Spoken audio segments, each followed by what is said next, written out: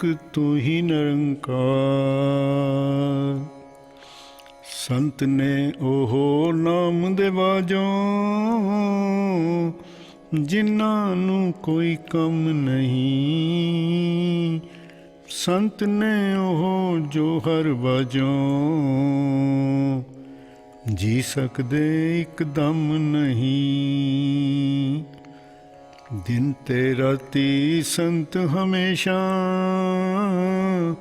सिफत हरि दी गांदे ने। नाम दा दारू पी पी साधु, सारे रोग गवांदे ने। ना ही रब दा रब वाले लई, इको एक सहारा ए। उठदे बहंदे खांदे पींदे, नाम गुरु दा प्यारा ए। संत हरि दे दुनिया दे विच, सब तो चंगे रहिंदे ने। अवतार गुरु दी शरणी आ, शुभ करदे ने शुभ कहंदे ने। अवतार गुरु दी शरणी आ, शुभ करदे ने शुभ कहंदे ने। एक तू ही निरंकार। संत ने ओहो नाम दे बाजों, जिन्हां नू कोई कम नहीं। सत्संग जी प्रेम से कहना आन।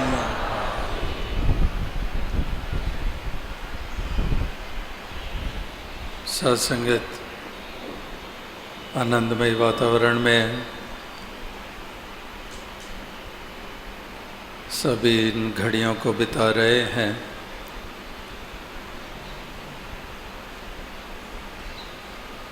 जीवन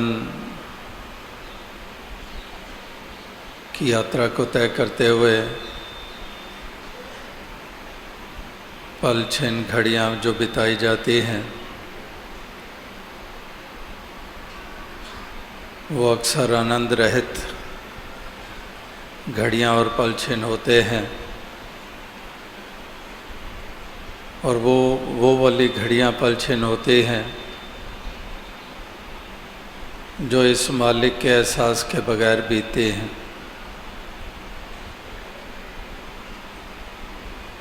और ये आनंदमय वातावरण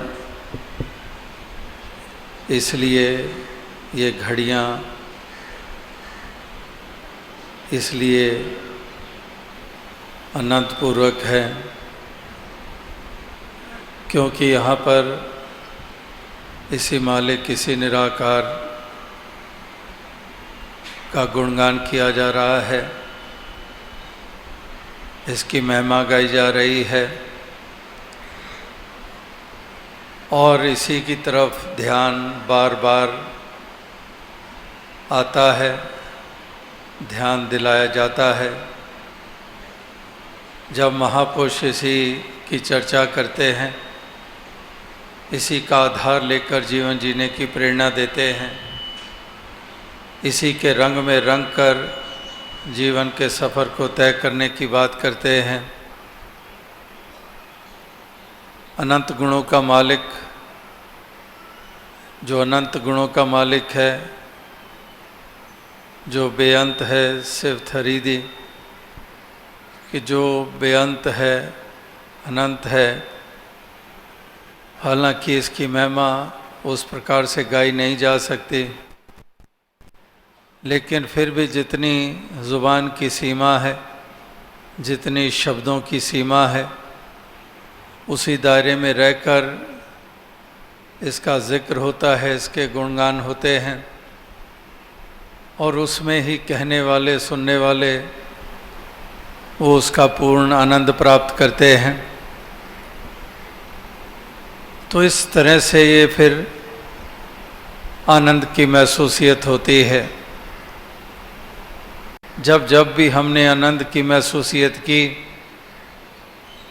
तो अगर उसी को हम कायम रखते हैं तो आनंद भी फिर कायम रहता है। दुनिया में तमाम जिम्मेदारियां तो निभानी हैं, लेकिन उनको निभाते हुए अगर जहन में इसकी उपस्थिति ये हमेशा बनी रहती है, ये एहसास बना रहता है, तो फिर जीवन के तमाम मरहलों में से गुज़रते हुए ये आनंद जो है ये कायम रहता है। तो यहाँ पर भी शहंशाह बाबा अवतार सिंह जी के वचन भी वो इसी और ही ये ध्यान अग्रसर कर रहे हैं कि ही जो संत प्रवृत्ति वाले होते हैं वो इस कदर इसको अपनाते हैं, इसकी तरफ अपना ध्यान अग्रसर करते हैं, इसका एहसास करते हैं कि मानो कोई काम ही नहीं है। लेकिन दरअसल तमाम कार्य करते हैं, कर्मशील होते हैं, कर्म योगी होते हैं, पलायनवादी नहीं होते हैं, एस्केपिस्ट नहीं होते हैं।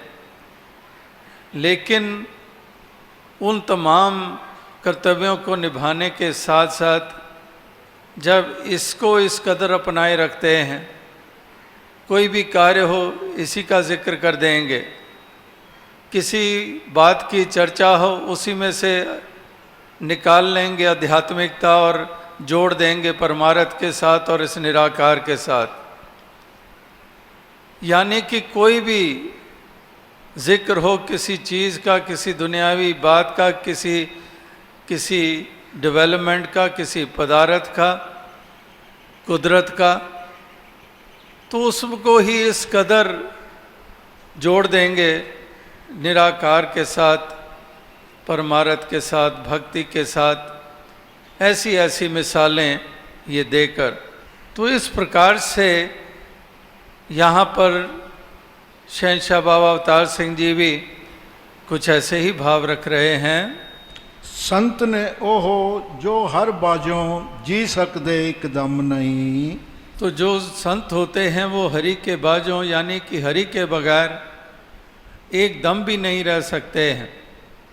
एक मछली की मिसाल तो हम बालपन की अवस्था से सुनते आ रहे हैं कि एक मछली के लिए जल जैसे प्राणदायक हुआ करता है।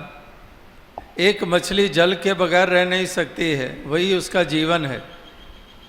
मछली को जितनी देर जल से बाहर रखेंगे उतनी देर वो तड़पती रहेगी, और जो ही उसको वापस जल में डाल दो फिर रवानगी आ जाती है, फिर वो आनंद की महसूसियत करती है।